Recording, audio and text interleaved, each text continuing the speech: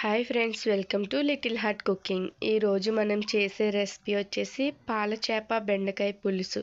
ఎలా చేయాలో చూసేద్దాం, వచ్చేయండి. ముందుగా స్టవ్ ఆన్ చేసి ఒక గిన్నె పెట్టుకోవాలి.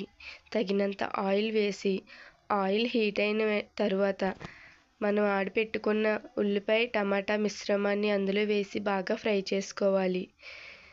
కొద్దిగా అల్లం వెల్లుల్లి పేస్ట్ వేసి మరొకసారి కలుపుకోవాలి. తగినంత ఉప్పు, చిటికెడు పసుపు వేసి మరొకసారి కలుపుకోవాలి.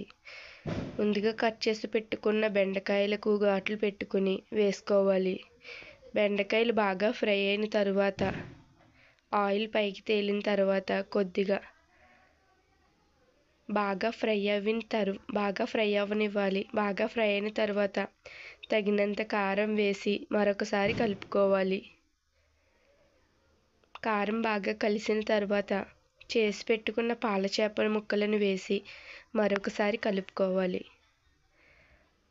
పాల చేప అనేది చాలా తెల్లగా ఉంటుందండి, చాలా బాగుంటుంది. టేస్ట్ కూడా చాలా సూపర్ ఉంటుంది. చింతపండు గుజ్జును రెడీ చేసుకొని చేప ముక్కలకు ఉప్పు కారం పట్టే వరకు కలుపుకున్న తర్వాత చింతపండు మిశ్రమాన్ని వేయాలి. వేసిన తర్వాత కొద్దిగా వాటర్ వేసి మరొకసారి కలుపుకోవాలి. అలా కలుపుకున్న తర్వాత బాగా దగ్గరకు మరగనివ్వాలి. అంతే. చివరిలో 2 పచ్చిమిరపకాయలు, కొద్దిగా కొత్తిమీర వేసి గార్నిష్ చేసి సర్వ్ చేసుకుంటే పాల చేప బెండకాయ పులుసు రెడీ. ఈ వీడియో కనుక మీకు నచ్చినట్లయితే లైక్ చేయండి, షేర్ చేయండి, సబ్స్క్రైబ్ చేయండి. మన ఛానల్ని సబ్స్క్రైబ్ చేసుకోండి friends. Thank you. Please support me.